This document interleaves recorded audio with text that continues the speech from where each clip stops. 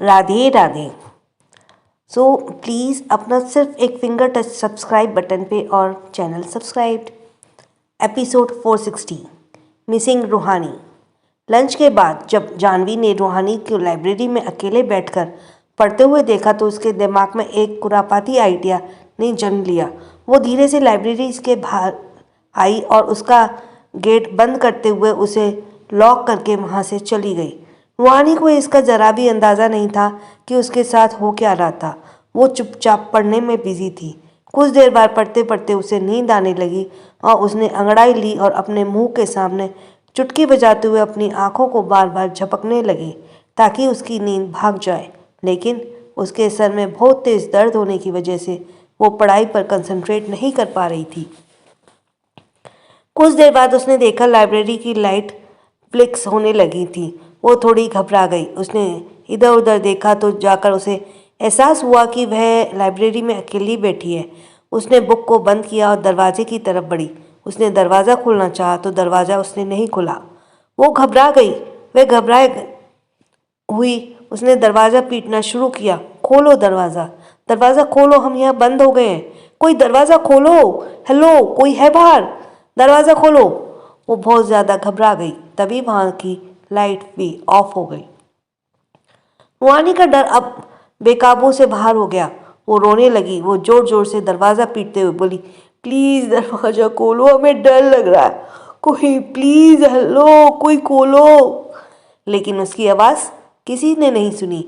बहुत देर तक किसी का रिस्पॉन्स ना पाकर दरवाजे से टिक कर बैठ गई। डर की वजह से उसका दम घुट रहा था। उसने इधर उधर देखा लेकिन अंधेरे में उसे कुछ भी नजर नहीं आ रहा था। वहां पर अब सन्नाटा पसर गया। उस जगह पर अब सिर्फ रूहानी की सांसों की आहट ही सुनाई दे रही थी। रूहानी ने सुबकते हुए अपने घुटनों को गले से लगा लिया और सिमट कर बैठ गई। उसे बहुत डर लग रहा था। ऊपर से वहां पर कोई खिड़की ना होने की वजह से रोशनी भी अंदर नहीं आ रही थी। वो सुबकते हुए बोली, प्लीज हमें यहाँ से बाहर निकालो, हाँ हमें डर लग रहा है। तभी उसे कुछ गिरने की आवाज़ सुनाई दी। वो घबराते हुए उस तरफ देखने लगी। तभी उसे फिर से कुछ आवाज़ आई। रूहानी अब रोने लगी। हॉस्पिटल। शाम के 4 बज रहे थे।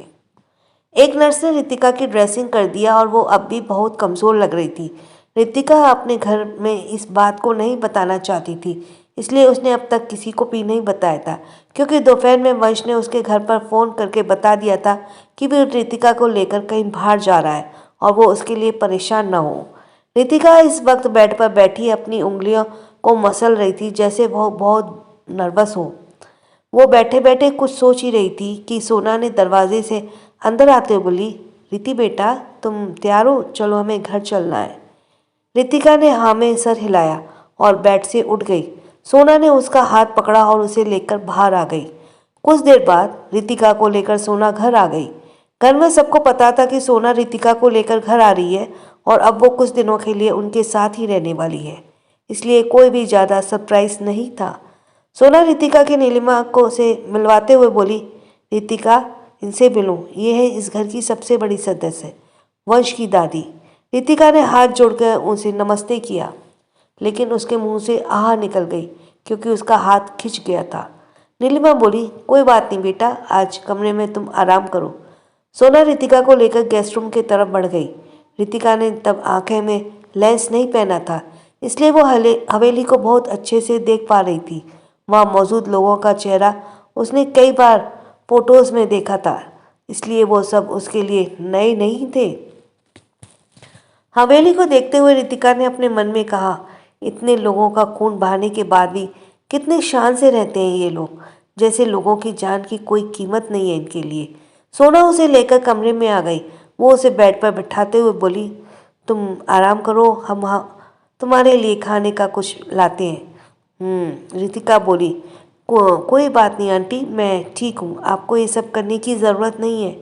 यह सुनकर सोना ने उसके गाल पर हाथ रखा और बहुत प्यार से बोली, रितिका बेटा तुम इसे अपना ही घर समझो, इसलिए तुम्हें हिचकिचाने की ज़रूरत नहीं है।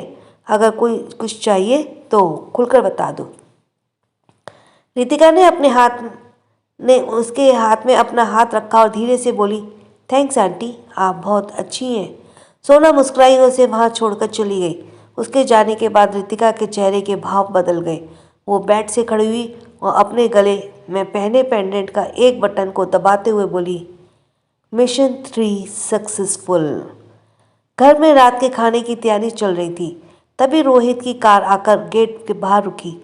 उसमें से सिया बाहर आई और उसे बाय करते हुए हवेली के अंदर आ गई। उसके होठों पर बड़ी सी मुस्कान थी, जिसे पता चल रहा था आज उसका दिन कितना अच्छा बीता है। वो एक गाना गुनगुनाते हुए अंदर आ रही थी। तभी सामने से आ रही सानवी से टकरा गई। आह जी, आप कहाँ देख रही हैं? अभी मुझे लग जाती, दिया ने मुंह बनाते हुए कहा। सानवी उसके सर पर मारते हुए बोली, बेवकूफ़ लड़की, तुम देख कर नहीं चल सकती? तुम्हारा ध्यान कहाँ था? सिया मुस्कुराते हुए बोली, मेरे रोहित पर। यह सुनकर सानवी ने उसके कान को पकड़ लिया और उसे परेशान करते हुए बोली, ओह, यहाँ किसी के ख्यालों में खोया जा रहा है। कहाँ तक बात पहुंची तुम्हारी और रोहित भैया की? सिया उसके हाथ को अपने कान से हटाते हुए बोली, दी, पहले मेरा कान छोड़ो, फिर बताऊंगी। सानवी ने उसका कान छोड़ दिया और सिया शर्माते हुए बोली, वो रोहित, आज हम दोनों डेट पर गए थे। ये कहते हुए वो शर्मा गई। सानवी उसे छेड़ते बोली, look at your face girl, तुम्हारा गाल लाल हो गए। सिया अपने गाल को छूकर देखते हुए बोली, क्या सच में? सानवी ने उसके सर पर मारा। तभी किचन से बहुत अच्छी खाने की खुशबू आने लगी। सानवी और सिया किचन में आ गई। सिया बोली, अरे वाह आंटी, आज तो खाने की खुशबू बहुत अच्छी आ रही है। कुछ स्पेशल है क्या? पीहू बोली, हाँ, आज हमारे घर में एक मेहमान आई है, उनके लिए है ये। सानवी उसे पीछे से हक करते हुए बोली, दैट्स नॉट फेयर बड़ी मॉम, आपने हमारे लिए तो ऐसा खाना कभी नहीं बनाया। पीहू उसके सर पर मारते हुए बोली, चल बदमाश, मारने हमेशा तुम्हारे लिए तुम्हारे मनपसंद खाना बनाया है। सानवी पीहू के गाल को चूमते हुए बोली कि इसीलिए तो आप हमारी फेवरेट हैं बड़ी मॉम। सोना सिया से बोली, सिया, आज कुछ स्पेशल था क्या कॉलेज में, जो तुम दोनों अभी घर आ रही हो? सिया झपते हुए बोली, हाँ आंटी, वो आज कॉलेज में कुछ एक्टिविटी हो रही थी, इसलिए मैं लेट हो गई। रूहानी दी ने नहीं बताया आपको? उसकी बात सुनकर सोना बोली, रूहानी? नहीं तो, उसने हमें कुछ नहीं बताया। क्या वो घर आ गई? हमने तो उसे नहीं देखा। ये सुनकर सिया के चेहरे के भाव बदल गए। वो हैरान होते हुए बोली, क्या रूहानी दी घर नहीं आई? पीहू बोली, क्या वो तुम्हारे साथ नहीं थी? तुम दोनों साथ कॉलेज में नहीं थे? सिया अब घबराने लगी। उसने उसी तरह कहा, वो आंटी, मैं रोहित के साथ बाहर गई थी, मुझे नहीं पता रूहानी दी कहाँ है। ये कहते हुए उसका मुंह रोने वाला हो गया, ये सोचकर कि अब उसे सब डांटने लगेंगे। सानवी ने उसे ऐसे देखा और उसे कंधे पर हाथ रखते हुए बोली, कोई बात नहीं सिया, सुबह उसकी तबीयत ठीक नहीं थी, वो आकर सो गई होगी, हम अभी देख कर आते हैं। सिया ने हाँ में सिर हिलाया। कुछ पल बाद दोनों परेशान होकर भागते हुए सोना और पीहू के पास आ गए। सानवी बोली, मोम, भाभी रूम में नहीं है। सिया बोली, हाँ आंटी, मैं घर में नहीं है। वे दी, मुझे डर लग रहा है, कहीं कॉलेज में कुछ। उसे बहुत डर लग रहा था। उसकी बात सुनकर सोना और पीहू भी परेशान हो गए। सोना उसके पास आते हुए बोली, तुम दोनों परेशान मत हो, वो किसी दोस्त के घर गई होगी, तुम अपने दोस्तों से पूछो। सिया ने हाँ में सिर हिलाया और जल्दी से फ़ोन निकालकर अभी को फ़ोन लगाने लगी।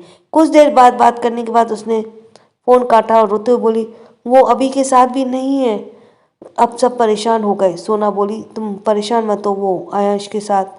उसने इतना कहा ही था कि उसे आयाश घर में अंदर आते हुए दिखा।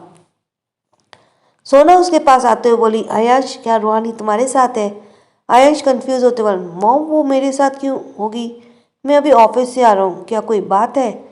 सिया रोते हुए जल्दी से बोली, जीजू दी घर पर नहीं है, वो कभी भी नहीं, कभी भी, मुझे डर लग रहा है, प्लीज़ आप कुछ कीजिए। ये सुनकर आयाश एकदम हैरान हो गया। वो गुस्से से बोला, क्या? वो कब से गायब है? आप सब अभी मुझे बता रहे हैं? सिया बोली, आई एम सॉरी जीजू। आयाश उस पर चिल्लाते को था। तभी उसकी हालत देखकर उसने अपने गुस्से को कंट्रोल किया और रोहित को फ़ोन मिलाते हुए वहाँ से चला गया। रोहित, अभी पता करो रूहानी कहाँ है। इधर आध्या कमरे में बैठकर अपने नए आने वाले प्रोजेक्ट पर काम कर रही थी। मैंने आपको बताया था, लेकिन आद्या दीप के साथ उसकी कंपनी में फैशन डिज़ाइनिंग का काम करती थी। वो इस वक्त बैठकर टैबलेट पर कुछ कपड़े डिज़ाइन कर रही थी, तभी उसका फ़ोन बजने लगा। उसने देखा सारांश का फ़ोन है। उसने पहले उसे इग्नोर किया, लेकिन जब बार बार उसका फ़ोन बजने लगा तो उसने चिल्लाते हुए फ़ोन उठाया, बोला, क्या हुआ? तेरी गर्लफ्रेंड तुझे छोड़कर चली गई तो मेरी याद आ गई? उसने यह कहा ही था कि सामने से किसी अनजान इंसान की भारी आवाज़ आई। क्या आध्या बोल रही हैं? क्या होगा आगे? आपको क्या लगता है? और सुनते रहिए कान्हा हमसे के कान्हा से ये एपिसोड्स, और जल्दी से सब्सक्राइब भी कीजिए। एपिसोड 461 तलाश। सारांश ने फोन से किसी से आद्या का फोन मिलाया था। वो बोला, क्या आप ही आद्या बोल रही हैं? आद्या ने अपने फोन को कान से हटाकर नंबर को फिर से देखा। ये सारांश का नंबर ही था। वो बोली, तुम कौन हो? सारांश कहाँ है? सामने वाले ने कहा, मैडम मैं इंस्पेक्टर रत्ना बोल रहा हूँ, पुलिस चौकी से। जिसका ये फ़ोन है वो इस वक्त पुलिस स्टेशन में है। उसने नशे में धुत एक ट्रैफिक सिग्नल तोड़ा है और उनके पास लाइसेंस भी नहीं है। आप अभी यहाँ आइए और इन्हें ले जाइए, क्योंकि हम इसे नहीं झेल सकते। आद्या ने यह सुना और उसकी भौहें तन गई। वो जल्दी से बोली, जी मैं अभी आ रही हूँ। फ़ोन काटने से पहले उसे सारांश के चिल्लाने की आवाज़ आ रही थी। उसने जल्दी से कार की चाबी ली और जिस हाल में थी उसी हाल में कमरे से बाहर भागी। नालंदा खाने की तैयारी देख रही थी, तभी आद्या उसे जल्दी से बाहर जाती दिखी। वो चिल्लाते हुए बोली, आद्या रुको, कहाँ जा रही हो? खाना लग गया है। आद्या बाहर की तरफ जाते हुए बोली, मैं बाहर खा लूंगी मॉम, आप और डैड खा लेना। नालंदा अपना सर हिलाते हुए बोली, ज़रूर, सारांश ने उसे बुलाया होगा, तभी इतनी जल्दी में है। इधर आयाश रूहानी को ढूंढने के लिए अपने सारे सोर्स को यूज़ कर रहा था, लेकिन उसे रूहानी का कुछ पता नहीं चल रहा था। उसे शहर में रातों रात लॉकडाउन लगा दिया। उसे याद था राज ने पिछली बार उसके साथ क्या करने की कोशिश की थी। उसे डर था रूहानी के साथ कुछ बुरा ना हो जाए। कुछ देर बाद उसका फ़ोन बजने लगा। उसने देखा वो रोहित का कॉल है। वो बोला, क्या हुआ, पता चला? रोहित बोला, यस सर, रूहानी मैम सुबह कॉलेज की लाइब्रेरी में थी। उसके बाद का सीसीटीवी फुटेज गायब है। मुझे वहाँ से कुछ ठीक नहीं लग रहा। मैं लाइब्रेरी खुलवा रहा हूँ, मुझे यहाँ कुछ गड़बड़ लग रही है। आयुष ने जल्दी से फ़ोन काटा और ड्राइवर को कॉलेज की तरफ ले चलने के लिए कहा। आयुष कॉलेज की तरफ ही जा रहा था, इसलिए उसे पहुंचने में देरी नहीं हुई। कुछ मिनट बाद ही उसकी कार कॉलेज में अंदर आ रुकी। आयुष के कार से बाहर आते ही वहां पर गार्ड्स की लाइन लग गई। वहां पर कॉलेज का डीन भी मौजूद था। उसने आयुष को देखा और हल्का सा मुस्कुराया, लेकिन आयुष ने उसे घूर कर देखा। आयुष को इस तरह देखकर उसके माथे पर पसीने की बूंद टपक रही थी। रोहित ने तब तक लाइब्रेरी का दरवाज़ा खुलवा लिया। आयुष भागकर उसके पास आ गया। रोहित ने फ़ोन की टॉर्च ऑन की और आवाज़ देते हुए बोला, रूहानी मैम, क्या आप यहाँ हैं? आयुष की आवाज़ देते हुए बोली, रूहानी, रूहानी। तभी वहाँ की लाइट ऑन हो गई। वहाँ पर किसी को भी रूहानी नज़र नहीं आई। वे वहाँ से जाने लगे, तभी दोनों को किसी की तेज सांसों की आहट महसूस हुई। रोहित और आयुष एक दूसरे को देखने लगे। दोनों जल्दी से उस आवाज़ की तरफ बढ़ गए। दोनों ने देखा कोई बुक शेल्फ के पीछे कोई बैठा सुबक रहा है। आयुष ने उसे पहचान लिया। रूहानी! वो जोर से चिल्लाया और भागकर उसके पास आ गया। रोहित भी उसे ऐसे देखकर परेशान हो गया। वो उसके कंधे को पकड़कर उसे हिलाते हुए बोला, रूहानी! रूहानी ने अपनी आधी खुली आंखों से आयुष को देखा और घबराई हुई सी सिर्फ एक ही नाम बुदबुदाई, आयुष जी, आप आ गए। देखिए ना, हमें किसी ने यहाँ पर बंद कर दिया। हमें बहुत डर लग रहा है। प्लीज़ हमें यहाँ से बाहर निकालिए। उसे ऐसे देखकर आयुष को अपने सीने में बहुत दर्द महसूस हो रहा था। उसने रूहानी को खींचकर अपनी बाहों में भर लिया और बोला, श्श, मैं हूं ना, कुछ नहीं हुआ, सब ठीक है। उसने महसूस किया रूहानी का शरीर बुखार से तप रहा है। वो हैरान हो गया। उसने जल्दी से उसके ऊपर ओवरकोट को निकाला और रूहानी के ऊपर डाल दिया और उसे अपनी बाहों में उठा लिया। रूहानी उससे कुछ दूर खड़ा रोहित उससे कुछ दूर खड़ा उन्हें ही देख रहा था। आयुष को आज जिस तरह उसने रूहानी के लिए तड़पते देखा था, वो जानता था आयुष रूहानी को कितना चाहने लगा है।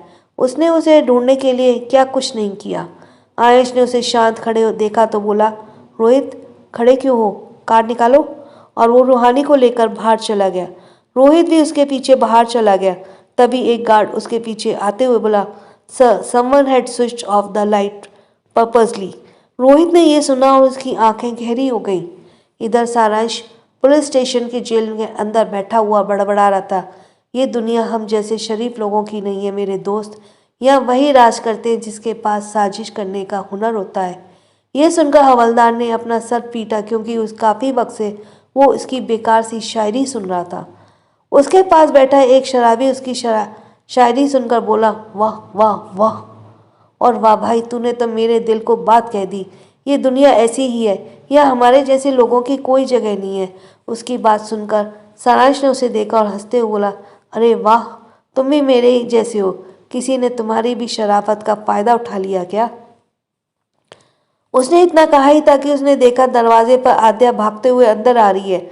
आद्या इंस्पेक्टर से बात करने के बाद सारांश के पास आ गई। सारांश ने उसे देखा, उसके होठों पर मुस्कान आ गई। तभी एक हवलदार ने जेल का दरवाज़ा खोला और बोला, ओए हीरो, बाहर आ, तुझे लेने आ गए। सारांश बाहर आ गया। आद्या गुस्से से उसके सामने खड़ी होकर घूर रही थी। सारांश लड़खड़ाते कदमों से उसके पास आते हुए बोला, मेरी पांडा, तू आ गई मेरी सेवियर। ये कहते हुए वो उसके ऊपर झूल गया। आद्या ने उसे संभाल कर पकड़ लिया। वो उसे खुद से दूर करते हुए बोली, सारांश, तूने कभी देखा है खुद को? कैसी हालत बना ली है खुद की? सारांश के कपड़े और बाल उथल पुथल हो गए थे, जैसे वो कोई शराबी हो। उसकी आंखें लाल थी और उसके ऊपर से शराब की बहुत ज़्यादा महक आ रही थी। सारांश मुंह बनाते हुए बोला, पांडा, तू मुझे डांट रही है, तू मुझे नहीं डांट सकती। आद्या ने गुस्से में उसे देखा और उसका बाजू पकड़कर उसे खींचकर बाहर ले आई। सारांश उसे पीछे जाते हुए एक दो बार बड़बड़ाया, आराम से पांडा, मैं गिर जाऊंगा। तू इतनी तेज क्यों चल रही है यार? आद्या ने गुस्से से उसे देखा और उसे कार में बिठाते हुए बोली, चुपचाप बैठ जा, नहीं तो मैं तुझे यही सड़क पर छोड़ दूंगी, फिर पड़े रहना रात पर यही। यह सुनकर सारांश ने अपने मुंह पर उंगली रख ली और अपना सर हिलाते हुए, जैसे कोई बच्चा अपनी मॉम से डांट खाने के बाद करता है, वो वैसे ही करते हुए बहुत क्यूट लग रहा था। आद्या ने अपना सर हिलाया और कार ऑन करके अपने घर के तरफ बढ़ गई, क्योंकि वो सारांश को इस हाल में घर नहीं जाना चाहती थी। क्योंकि वो जानती थी सोना ने अगर उसे ऐसे देख लिया तो उसकी खैर नहीं। कुछ देर बाद वो उसे लेकर घर आ गई। शौर्य और नालंदा डिनर के बाद अपने कमरे में सो रहे थे। आद्या सारांश को संभालकर कार से बाहर ले आई और उसे अंदर ले जाने लगी। सारांश को अब ज़्यादा नशा होने लगा था। वो बोला, तू तू मेरी यकीन नहीं करती, तू मेरी दोस्त है ना, लेकिन तू भी मुझे नहीं समझती। अरे यार, मैंने कितनी बार कहा, मैंने कुछ नहीं किया। मैं खुशबू के साथ कभी हदें पार नहीं की। तू तो मुझे अच्छे से जानती है ना, मैं ऐसा नहीं कर सकता। वो मुझे फंसा रही है। आद्या चुपचाप उसकी बातें सुन रही थी। वो उसकी बात सुनते हुए उसे लेकर कमरे में आ गई। उसने सारांश को बेड पर बिठाया तो सारांश पीछे की तरफ गिर गया। वो फिर से बड़बड़ाया, यार मैंने कुछ नहीं किया, तू मेरा यकीन क्यों नहीं करती? वो मुझे फंसा रही है, तू समझ क्यों नहीं रही है? तू मेरी बेस्ट फ्रेंड है ना, तू जानती है ना मैं ऐसा कुछ नहीं कर सकता। आद्या ने हैरानी से उसे देखा। ये लड़का? उसने उसके जूते उतारे और उसके पैरों को ऊपर रख के उसे अच्छे से ब्लैंकेट से ढक दिया। वो उसके पास खड़ी होकर उसे देखने लगी। उसने गहरी सांस ली और वहाँ से जाने लगी तो सारांश ने उसका हाथ पकड़ लिया। आद्या के कदम रुक गए। उसने सारांश को देखा तो उसकी आधी खुली आंखों से देख रहा था। तू कहाँ जा रही है मुझे छोड़कर? सारांश ने उसका हाथ पकड़कर झटके से उसे खींचा और जिससे आद्या उसके ऊपर गिर गई। सारांश ने उसकी कमर में अपने हाथ लपेटे और उसकी आंखों में देखते हुए बोला, क्या मॉम की तरह तुझे भी लगता है मैं ऐसा कर सकता हूँ? आद्या की धड़कन तो पहले ही उसके इतने करीब होने से जोर जोर से धड़क रहा था और उसके हाथ को अपने कमर पर महसूस करके उसकी सांसें भी भारी होने लगी। उसने उसके चेहरे को देखा और धीरे से बोली, सारांश, तुम ये क्या कर रहे हो? Leave me. सारांश ने जवाब में उसकी कमर को और जोर से कस के पकड़ लिया और बोला, पांडा, क्या तुम मुझसे प्यार नहीं करती? उसके सवाल पर आद्या की आंखें बड़ी बड़ी हो गई। वो हकलाते हुए बोली, तू तू तू ये क्या कह रहा है? मैं तुझसे प्यार नहीं करती, अब छोड़ो ये मुझे। लेकिन सारांश ने उसे अब भी नहीं छोड़ा और हंसते हुए बोला, तू झूठ बोल रही है ना, मैं जानता हूँ तुम मुझसे प्यार करती है। इसलिए तो मुझसे गुस्सा होने के बाद भी मुझे लेने थाने आ गई। आद्या ने अब कुछ भी नहीं कहा। वो जानती थी सारांश अभी इस स्टेट में नहीं है कि वो उसे अपनी बात समझा सके। सारांश उसके चेहरे को देख रहा था। अचानक से उसने उसके सर पर पकड़ा और उसके होठों को चूम लिया। आद्या की आंखें बड़ी बड़ी हो गई। ये उसका पहला किस था और इस लड़के ने इस हाल में उसका पहला किस चुरा लिया। सारांश ने आंखें बंद की और उसके सॉफ्ट होठों को महसूस करने लगा। तभी आद्या ने उसके गाल पर एक थप्पड़ दिया और उसके अलग हो गई। उसने हैरान से सारांश को देखा और शायद अब सो चुका था। वो जानती थी सुबह सारांश सब कुछ भूल जाएगा। उसने अपने उल्टे हाथ से अपने होठों को साफ किया, कमरे से बाहर भाग गई। वो सीधा कमरे में आ गई। कमरे में जाते उसने दरवाज़ा बंद किया और उससे टिककर गहरी गहरी सांसें लेने लगी।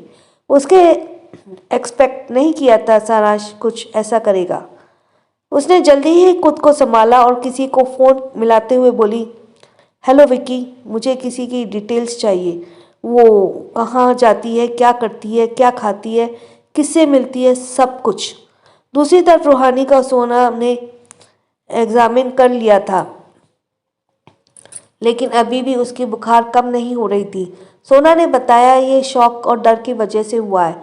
सब परेशान थे, पर आयांश और रोहित के दिमाग में तो कुछ और ही चल रहा था। रोहित जानता था आयांश इस वक्त क्या सोच रहा होगा, क्योंकि वो इस वक्त खामोश था और उसकी खामोशी का मतलब रोहित को अच्छे से पता था। रोहित भी सबके पास ही था। सोना ने अंश को पहले ही कह दिया था कि कुछ दिन के लिए रितिका उनके पास रहेगी और अंश उसकी बात टाल दे, ऐसा हो नहीं सकता था। वो इस वक्त चुपचाप सानवी और सिया के साथ सोफे पर बैठी थी। वहाँ हो रही बातें सुनकर उसे सब समझ आ रहा था। वो हवे पहली बार इस घर में आई थी, इसलिए उसने अपना मुंह बंद रखा और सही समझा उसे अपना काम करने के लिए थोड़ा सा वक्त चाहिए। ये कहानी है वन्या और यक्षित राय सिंघानिया की। वन्या की माँ उसे बहुत मारती है, पीटती है, उसे खाना भी नहीं देती है पूरा, और उससे घर का सारा काम कराती है। वन्या के पिता ने ये वन्या की माँ के बढ़ने के बाद दूसरी शादी की थी, जिससे कि वो वन्या का ध्यान रख सके। लेकिन वह तो सौतेली माँ अपना सौतेलापन पूरा दिखाती है और उसके साथ बहुत ही ज़्यादा सौतेला व्यवहार करती है। एक दिन तंग आकर वन्या अपना घर छोड़ अपनी सहेली के पास चली जाती है। सहेली कहती है कि कम से कम आज हमारे एक दोस्त का जन्मदिन है क्लब में, उसे अटेंड कर लो, फिर चले जाना। वन्या इस बात के लिए राज़ी हो जाती है और वो क्लब चली जाती है। क्लब में वहाँ पे वो अपने कॉलेज के कुछ कुलीग से मिलती है, जिन्हों के उसने पहले कभी उनकी मना किया था, उनको इनकार किया था। इसका वो बदला लेने के लिए वन्या की ड्रिंक में ड्रग्स मिला देते हैं और उसे कमरे में ले जाते हैं। वो वान्या के साथ कुछ गलत करने ही वाले होते हैं कि तभी वहाँ हमारे हीरो, हमारे स्मार्ट हीरो यक्षित राय सिंघानिया, जो बहुत हैंडसम हैं, जो बहुत पैसे वाले हैं, जो बहुत ही मशहूर है, अंडरवर्ल्ड के किंग हैं, उसे बचाते हैं। उसे बचा तो लेते हैं, लेकिन जब वो देखते हैं कि बचाते बचाते में ही वो लड़की बेहोश हो गई है, जिसे वो जानते भी नहीं हैं और उसे अकेले यहाँ छोड़कर भी नहीं जा सकते हैं, तो उसे वो फार्म हाउस पे ले जाते हैं और डॉक्टर्स को बुलाते हैं। डॉक्टर बताती है कि इसने काफ़ी दिन से ठीक से कुछ खाया पिया नहीं है, इसके शरीर पर बहुत सारे ताज़ा घाव हैं और इसकी केयर की बहुत ज़रूरत है। उसे दवाइयाँ और सप्लीमेंट्स दी जाती हैं। जब उसे होश आता है तब यही बिजनेसमैन यक्षित राय सिंघानिया उससे कहता है, मैंने तुम्हारी जान बचाई है, इसके बदले मुझे कुछ चाहिए, क्योंकि मैं तो फ्री में कुछ करता नहीं। तो उसके बदले में वह कहता है कि मुझे तुमसे कल शादी करनी है। शादी, वो बहुत परेशान हो जाती है। वो सोचती है एक जगह से निकली, ये तो मैं दूसरी जगह खाई में गिर गई। कहते हैं ना, गड्ढे में से निकले और खाई में गिर गए।